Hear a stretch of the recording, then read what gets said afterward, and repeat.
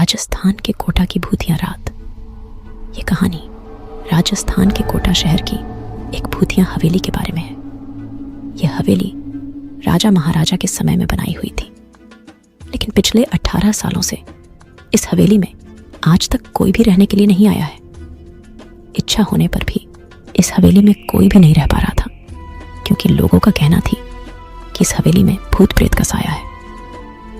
जब अजीत सिंह को इस हवेली के बारे में पता चला तो उसने तय किया कि वो इस रहस्य को जानकर ही रहेगा क्यों लोग इस हवेली में नहीं रह पा रहे हैं। उसने मजबूत इच्छा शक्ति से हवेली में रहने की पूरी तैयारी कर ली। जब उसने हवेली के अंदर जाने के लिए पैर आगे बढ़ाए तो दरवाजे पे किसी अनजान व्यक्ति ने उसे रोक लिया और नजदीक जाके बोले, कौन हो आप और किधर जा रहे हो?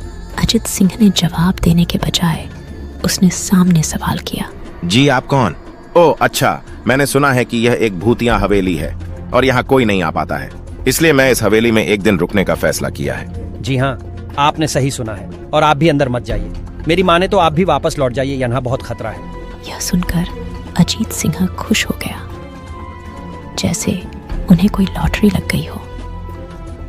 अर्जुन ने उसकी खुशी को देखकर बोला, आप क्यों खुश हो रहे हो? आपको तो भूत का नाम सुनकर डर लगना चाहिए। शायद आपको पता नहीं होगा कि मैं भूत प्रेत में काफी दिलचस्पी रखता हूँ। अगर इस हवेली में भूत है तो मैं अंदर जरूर जाऊंगा और सारी सच्चाई का पता भी लगाऊंगा। इतना कहकर अजीत सिंह उस हवेली में चले गए। अंदर जाके अजित ने अपनी बैग को साइड में रखा और हवेली के चारों ओर देखने लगा। सारे रूम भी चेक कर लिए। बाद में ड्राइंग रूम में आके सोफे पर बैठ गया। उसने वहां बैठकर दारू के 2-4 पैक भी पिए। वहीं अचानक उस रूम में लाइट का एक बल्ब चालू बंद होने लगी, लेकिन अजीत ने उस पर ध्यान नहीं दिया। थोड़ी देर बाद दूसरा बल्ब चालू बंद होने लगा। फिर तो हवेली की सारी लाइट चालू बंद होने लगी। ये सब देखकर अजीत अपनी जगह पे खड़ा हो गया और संपूर्ण सावचेत हो गया। अचानक उसके सामने एक छोटा टेबल हवा में उड़ने लगा।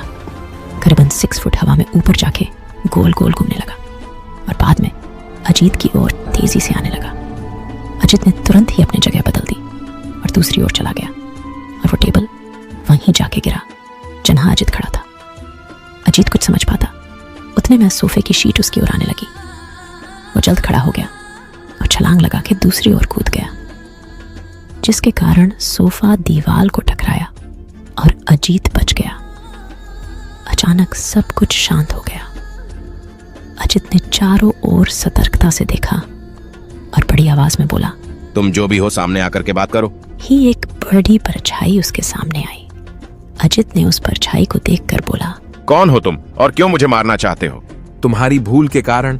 मेरी भूल? मैंने कौन सी भूल की? इस हवेली में आने की भूल। मैं किसी को भी इस हवेली में खुश नहीं देख सकता। लेकिन क्यों?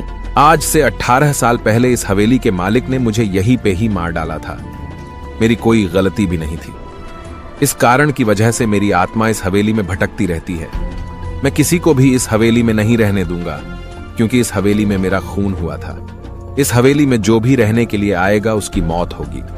मैं तुम्हें अपने असली रूप में देखना चाहता हूँ। तुम्हें मारने से पहले मैं तेरी यह इच्छा अवश्य पूरी करूंगा। और उस परछाई ने एक भयानक दरमियाना रूप ले लिया। उसका चेहरा इतना भयानक था कि अजीत भी एक क्षण के लिए डर गया था, लेकिन तीसरी ही क्षण में उसने अपने आप पर काबू पा लिया। बाद में इसने अपनी जेब में से सफेद पाउडर निकाला और उस भूत के ऊओं पर फेंक दिया। भूत के पैरों पर पाउडर पड़ते ही वो जलने लग गया। बड़ी बड़ी ज्वालाएं उठने लगी। वो बहुत जोर जोर से चिल्लाने लगा और बाद में पूरी तरह से जल गया। उसके बाद अजीत ने चैन से सांस लिया और वहीं पर सो गया। दूसरे दिन सुबह जब अजीत को सही सलामत हवेली से बाहर आते देख अर्जुन को आश्चर्य हुआ। तुम कैसे जिंदा हो? जब अजीत ने अर्जुन को कल रात को घटी घटना को परी तरह से बताया और बोला, अब यह हवेली भूतिया हवेली नहीं रही। दोस्तों, आपको यह कहानी राजस्थान के कोटा की भूतिया हवेली कैसी लगी? प्लीज हमें कमेंट करके जरूर बताएं। हमारी और भी कहानियां सुनने के लिए चैनल को सब्सक्राइब करें, वीडियो लाइक कर दें।